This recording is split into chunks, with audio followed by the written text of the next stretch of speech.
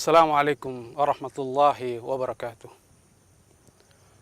Alhamdulillah alladzi nahmaduhu wa nasta'inuhu wa nastaghfiruh wa na'udzu billahi min syururi anfusina wa min sayyiati a'malina. May yahdihillahu fala mudilla lahu wa may yudlilhu fala hadiya lahu. Asyhadu an la ilaha illallah wahdahu la syarika lahu wa asyhadu anna Muhammadan abduhu wa rasuluh. Para pemirsa yang budiman, di antara dosa besar yang harus dihindari oleh umat Islam adalah perbuatan zina.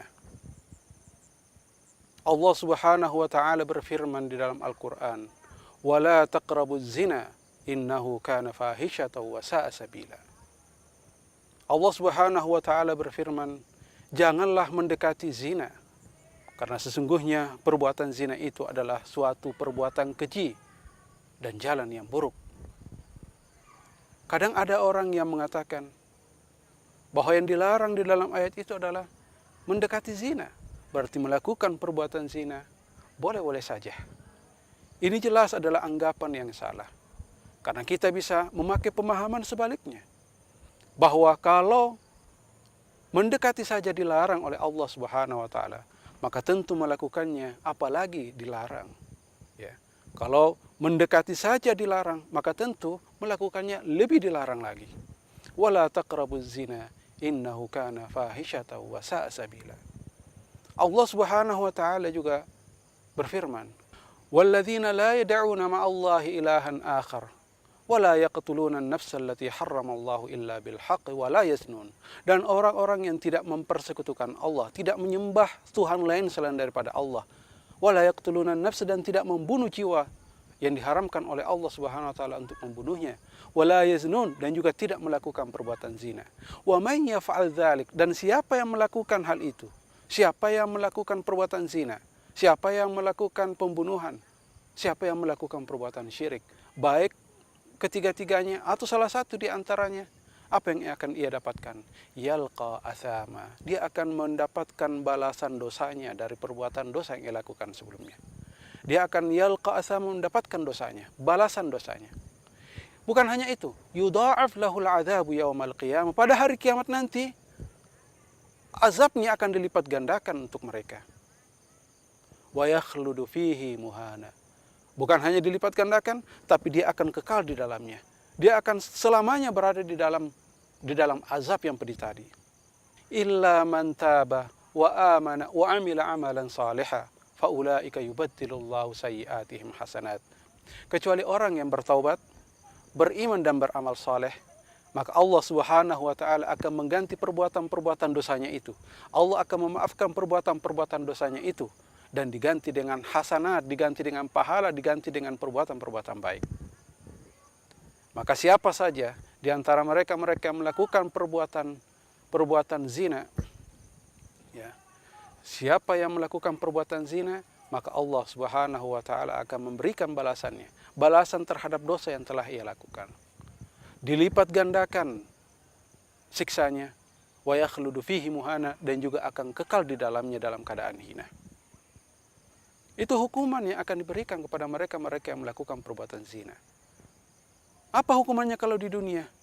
Allah Subhanahu wa taala juga berfirman, "Az-zaniyatu waz-zani fajlidu kulla wahidin minhuma mi'ata jaldah wa la ta'khudhukum bihima ra'fatun fi dinillahi in kuntum tu'minuna billahi wal yawmil akhir wal yashhad 'adzabahuma ta'ifatun minal mu'minin." Allah Subhanahu wa taala mengatakan, "Az-zani waz-zaniyah," orang yang melakukan perbuatan zina, baik laki-laki ataupun perempuan, fajlidu kulla wahidin minhuma mi'ata jaldah, cambuklah mereka satu persatu, mi'at jaldah, 100 cambukan. Fajlidu kulla wahidin minhuma mi'ata jaldah wala ta'khudhukum bihima ra'fatun fi dinillah, dan jangan kamu merasa kasihan terhadap mereka, karena ini adalah merupakan hukum Allah. In kuntum tu'minuna billahi wal yawmil akhir, itu kalau kamu beriman kepada Allah dan hari akhirat. Wal yashhad 'adzabahuma ta'ifatun minal mu'minin, dan hendaklah peristiwa pencambukan itu disaksikan oleh sekelompok orang-orang mukmin, disaksikan oleh begitu banyak oleh orang-orang mukmin. Gunanya untuk apa? Supaya menjadi pembelajaran bagi yang lain untuk tidak mengulangi. Tapi cambukan ini pun hanya untuk mereka-mereka para penzina yang belum pernah menikah sebelumnya. Ya, dia adalah seorang gadis, sebelumnya dia adalah seorang gadis ataupun perjaka, melakukan perzinahan, maka mereka dicambuk. Bagaimana dengan orang yang sudah pernah menikah tapi melakukan perzinahan? Maka dia dirajam, ditanam, kemudian dimasukkan ke dalam setengah badan, kemudian dilempar pakai batu sampai dia meninggal. Itulah hukuman bagi orang yang melakukan perzinahan padahal dia sendiri sudah pernah melakukan pernikahan yang sah. Ya, maka dia pun dihukum rajam. Itu di dunia.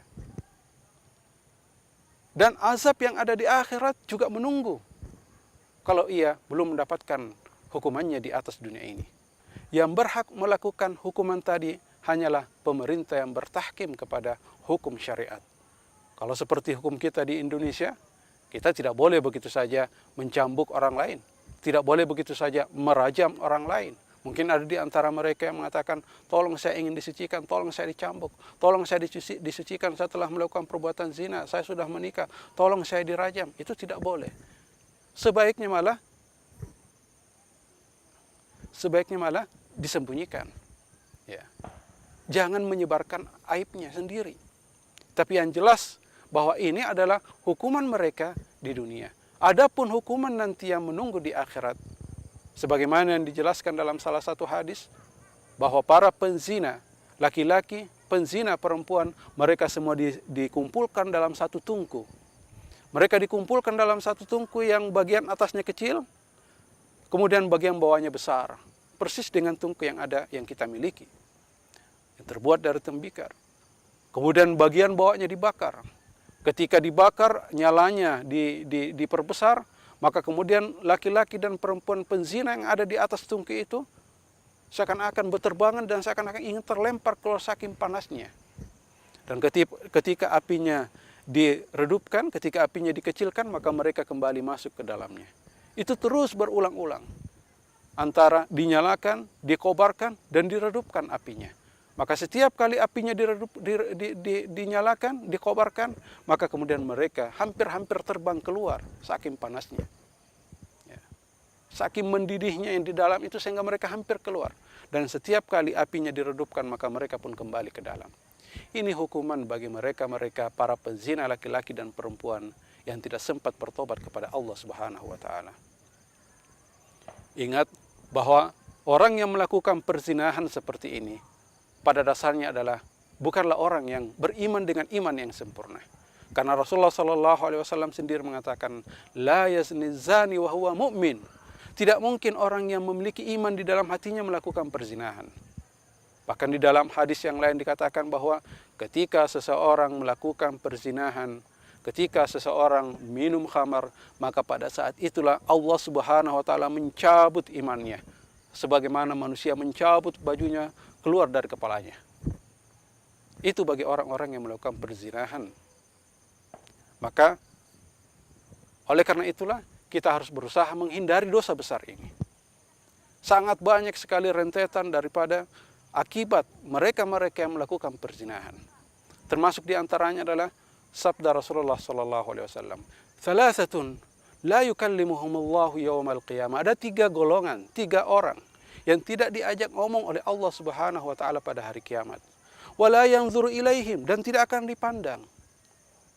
Wala yuzakkihim, dan juga tidak akan disucikan oleh Allah Subhanahu wa taala. Tidak akan disucikan dosa-dosanya. Wala yuzakkihim, dan juga tidak akan disucikan dosa-dosanya. Walahum adzabun alim, dan dia akan mendapatkan azab yang pedih. Siapa itu? Syekhun zanin, orang tua yang melakukan perzinahan. Wa malikun kadzdzab, seorang raja penguasa yang pembohong. Wa a'ilun mustakbir, dan orang miskin tapi sombong. 3 orang ini yang akan mendapatkan azab di akhirat nanti, tidak akan dipandang oleh Allah, tidak akan diajak ngomong, tidak akan disucikan, dan akan mendapatkan azab yang pedih. Syekhun zanin, orang tua yang melakukan perzinahan. Ya, sudah tua tapi juga masih tetap melakukan perzinahan. Bukannya dia seharusnya bertobat, tapi justru dia masih tetap melakukan perzinahan.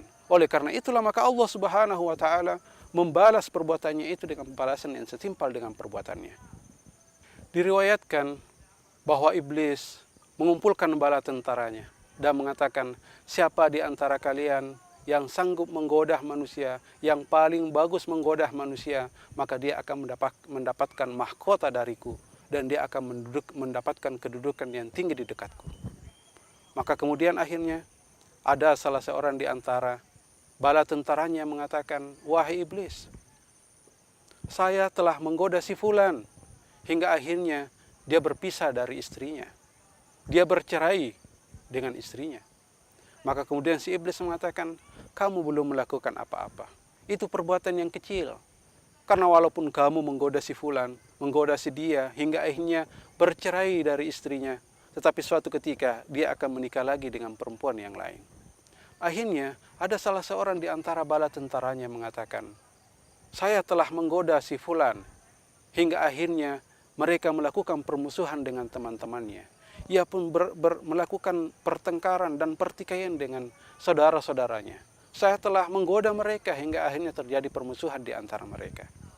Tetapi apa jawaban iblis? Apa jawaban pimpinan iblis ini? Dia mengatakan, kamu belum melakukan apa-apa. Itu masih kecil. Itu belum apa-apa. Karena kalau dia melakukan permusuhan, suatu ketika dia akan melakukan perdamaian. Maka setelah itu, ada di antara mereka, di antara bala tentara iblis itu, yang berkata, wahai iblis, wahai pimpinan iblis, saya telah menggoda si fulan hingga akhirnya berzina dan melakukan perzinahan dengan seorang perempuan. Maka akhirnya si pimpinan iblis ini menyerahkan mahkota tersebut dengan mengatakan bahwa inilah perbuatan iblis yang paling bagus yang kalian harus ikuti. Oleh karena itulah, kita jangan mengikuti langkah-langkah syaitan. Kita sebagai seorang mukmin jangan begitu mudah tergoda dengan bisikan rayu daripada syaitan dan iblis serta bala tentaranya. Allah Subhanahu wa taala mengingatkan kita di dalam firman-Nya, ya ayyuhalladzina amanu, wahai orang-orang yang beriman, la tattabi'u khutuwatis syaitan, jangan mengikuti langkah-langkah syaitan. Wa may yattabi' khutuwatis syaitan, siapa yang mengikuti langkah-langkah syaitan, fa innahu ya'muru bil fahsya'i wal munkar, karena syaitan itu mengajak kepada perbuatan keji dan mungkar. Oleh karena itulah, maka kita berusaha menutup segala sarana yang mengantarkan kita kepada perbuatan zina. Misalnya melakukan khalwat dan berdua-duaan dengan seorang wanita yang bukan mahram kita. Rasulullah mengingatkan, la yakhluwanna rajulun bimra'atin illa wa kana thalithuhuma syaitan. Tidaklah berkumpul antara laki-laki dan perempuan yang bukan mahramnya, melainkan yang ketiga ini adalah syaitan. Maka hati-hati, syaitan tidak akan pernah diam, syaitan tidak pernah tidur terhadap kita. Oleh karena itulah, maka marilah kita senantiasa menjaga keimanan kita untuk tidak begitu mudah tergoda dengan rayuan gombal daripada syaitan yang membuat kita tergelincir kepada perbuatan dosa besar, yaitu perbuatan zina. Wal'iyadzubillah. Wassalamualaikum warahmatullahi wabarakatuh.